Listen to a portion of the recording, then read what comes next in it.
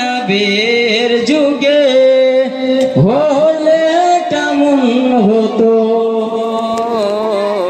জন্ম আমার নবীর যুগে হলে কেমন হতো। বিরাদরান ইসলাম, যাই হোক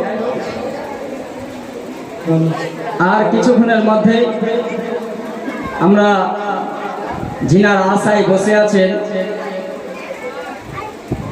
হযরত আল্লামা মাওলানা জীবনী বক্তা তাফাজুল কালিমি সাহাব কিবলা, তিনার সঙ্গে আমিও কয়েকটি স্টেজে ছিলাম।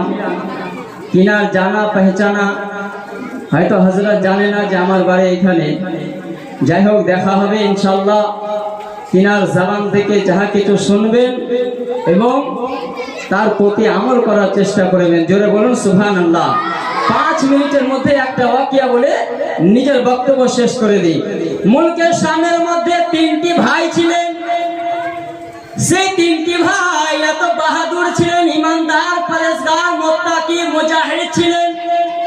সেই 3টি ভাইকে রোমের মানুষেরা ঈসাই বাদশার কাছে যেন পৌঁছে দিয়ে যাওয়া হয়।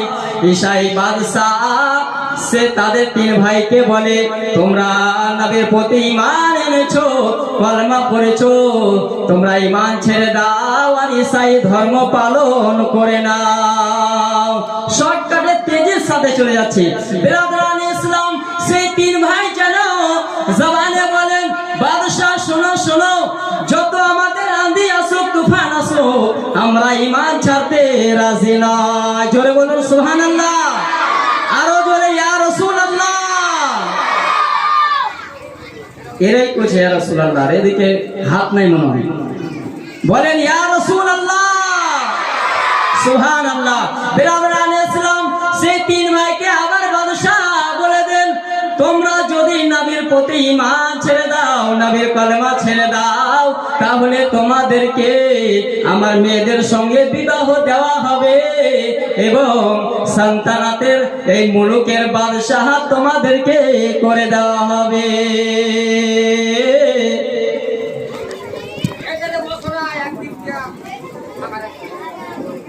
সেই বাদশাহ যখন 3 ভাইকে বলে দেয় যে তোমাদেরকে সালতানাতের মালিক বানিয়ে দেওয়া হবে এবং বাদশাহাত করে দেওয়া হবে, নিজের মেয়েদের সঙ্গে তোমাদের বিবাহ দেওয়া হবে, 3 জবানে 3 ভাই বলে, শুনে নাও, আমাদের উপর যতই আঁধি আসুক না কেন, আমরা নবীর ঈমান ছাড়তে রাজি হব না। জোরে হবে না, জোরে। বিরাদরান ইসলাম, সেই 3 ভাইকে 3 ভাই যখন বলে দিলেন, বাদশাহ সিপাহীদের হুকুম করে দেওয়া হলো, শোনো শোনো, 3টি হাঁড়িতে বা কড়াইয়ে জৈতুনের তেল গরম করে দেওয়া হোক এবং 3 ভাইকে ওই গরম তেলের মধ্যে ফেলে দেওয়া হোক। এভাবে বাদশাহ যেন 3 ভাইকে ভয় দেখায়। যদি ভয় দেখায় তাহলে হয়তো ঈমান ছেড়ে দেবে, ঈমান ছেড়ে দেবে, নবীর কলেমা ছেড়ে দেবে।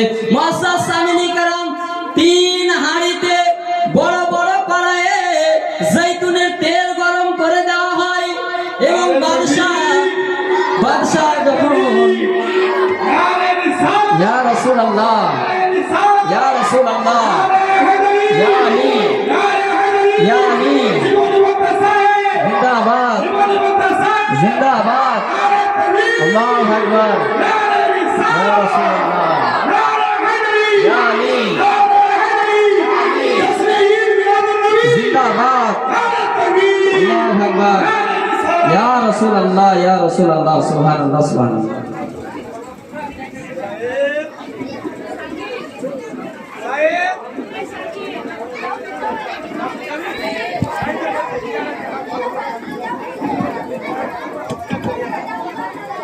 ব্রাদারান ইসলাম, জিনার হয়তো অপেক্ষায় ছিলেন।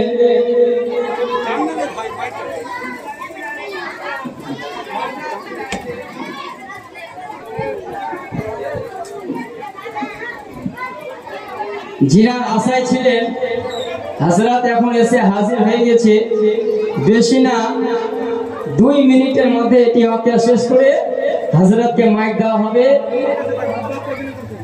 বেরাদারানে ইসলাম, সে 3 ভাইকে বাদশা ভয় দেখানোর জন্য জৈতুনের তেল গরম করে দেওয়া হলো এবং তাদেরকে ভয় দেখানো হলো, তোমরা নবীর প্রতি ঈমান ছেড়ে দাও, না হলে তোমাদেরকে কতল করে দেওয়া হবে।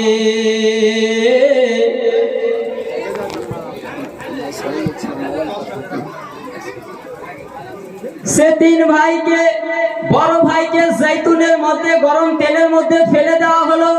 দেওয়ার পরে তারপরে বলে, তোমাদেরকে এইভাবে যেন কতল করে দেওয়া হবে, গরম তেলের মধ্যে ফেলে দেওয়া হবে।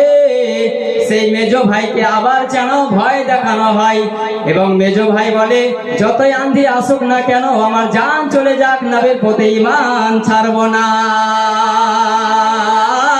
ব্রাদারান ইসলাম, মেজো ভাইকে আবার গরম তেলের মধ্যে ফেলে দেওয়া হয়।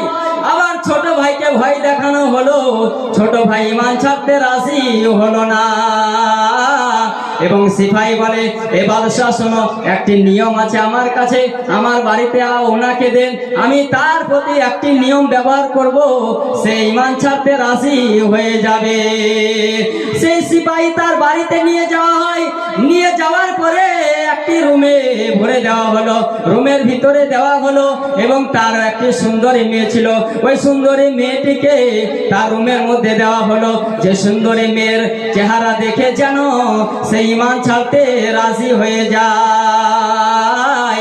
ব্রাদারানে মিল্লাতে ইসলামিয়া, সেই নওজওয়ান ছোট ছেলে সারা রাত নফল নামাজ পড়তে থাকে। ওই মহিলার দিকে যেন, ওই মেয়েটির দিকে যেন চেহারা ঘোরায় না। এইরকম করে 1টি রাত 2টি রাত পার হয়ে যায়। 40টি রাত পার হয়ে যাওয়ার পরে আব্বা জানের কাছে যায়, আব্বা জান, ওই নওজওয়ান যুবক যেন আমাকে দেখে না, আমার প্রতি রাজি হয় না।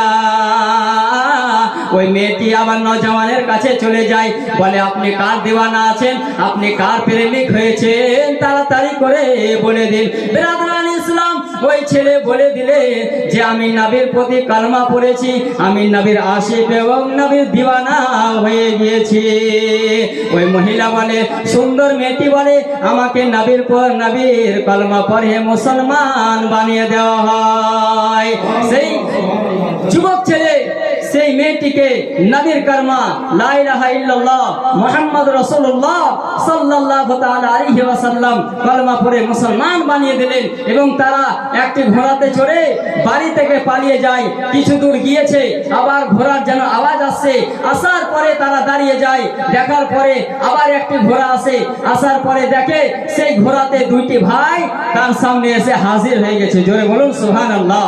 সেই ছোট ভাইটি দুনো ভাইকে জিজ্ঞেস করছেন, ভাই আপনারা কেমন আছেন? বলে, আল্লাহর রহমতে নবীর সাদকায় আমরা জান্নাতুল ফিরদৌসে আছি। জোরে বলুন সুবহানাল্লাহ। এবং ফেরেশতাদের সামনে সেই ছোট ভাই এবং সেই মেয়েটির বিবাহ দেওয়া হলো। এই ঘটনা থেকে বোঝা গেল, নবীর কলেমা যদি পড়লেন, নবীর আশিক দিওয়ানা হয়ে গিয়েছেন, তাহলে যতই আঁধি তুফান আসুক কলেমা ছাড়তে রাজি হতে হবে না, ঈমান ছাড়তে রাজি হবে না। বিরাদারান ইসলাম, সময় বেশি নিয়ে এলাম, বিয়াদবি যদি হয়ে থাকে আস্তাগফিরুল্লাহ রাব্বি মিন কুল্লি যামবি ওয়া আতুবু ইলাইহি ওয়া আখিরু দাওয়ানা আলহামদুলিল্লাহি রাব্বিল আলামিন।